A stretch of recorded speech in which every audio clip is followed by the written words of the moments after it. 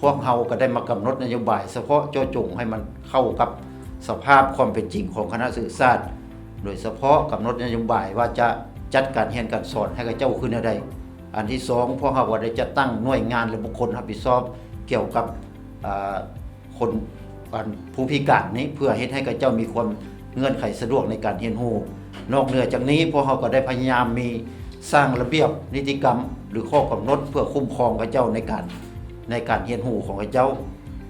บ่เพียงแต่เท่านั้นพวกเราก็ได้สร้างแผนสร้างพระบทบาทเพื่อควบคุมสร้างแผนสร้างงบประมาณเพื่อตอบสนองให้แก้การเคลื่อนไหวของข้าเจ้านั้นนอกเหนือจากนี้พวกเราก็ได้มีการแลกเปลี่ยนร่วมมือกับภาคส่วนอื่นโดยเฉพาะคือศูนย์พิการตาเนาะคนพิการตาเพื่อข้าเจ้าก็ได้ให้บทเรียนพวกเราบางอันในการคุ้มครองหรือในการจะตั้งการเรียนการสอนนั้นอันนี้เป็นนโยบายที่พวกเราได้ค้นคว้าและได้กำหนดอยู่ในคณะศึกษาสำหรับประเด็นที่2กับการส่งเสริมและการบริการนี้พวกเราก็เป็นเว้าแท้พวกเราก็จัดผู้พิการกับผู้บ่พิการเนี่ยเรียนร่วมกันซึ่งปัจจุบันพวกเรามีอยู่7คนที่มาเรียนพวกเราทั้งหมดเป็นพิการตาอันที่2พวกเราจัดให้มีอาสาสมัครโดยเฉพาะผู้บ่พิการนี่แหละให้เขาเจ้าเป็นผู้เปลี่ยนเพียนกันมาดูแลเนาะเบิ่งแยงเขาเจ้าในการไปกันมาและการเรียนนั้น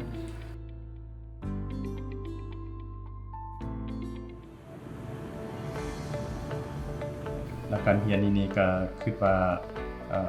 เรากับอาจารย์เรากับหมู่เพื่อนอันนี้ก็มีความสำคัญอันนี้ก็พยายามแนะนำให้อาจารย์ที่เกี่ยวข้องนี้ต้องได้เข้าใจเนาะในการเรียนของเรา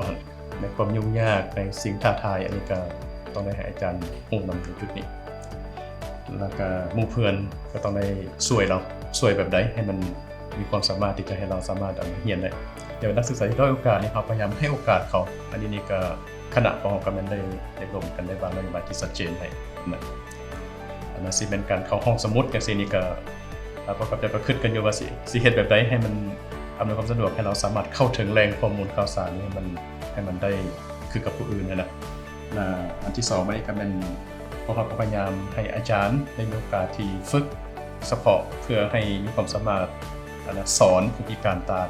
แบบใดให้มีความสามารถที่จะถ่ายทอดบทเรียนและให้เรารับบทเรียนที่เต็มส่วนคือกับผู้อื่น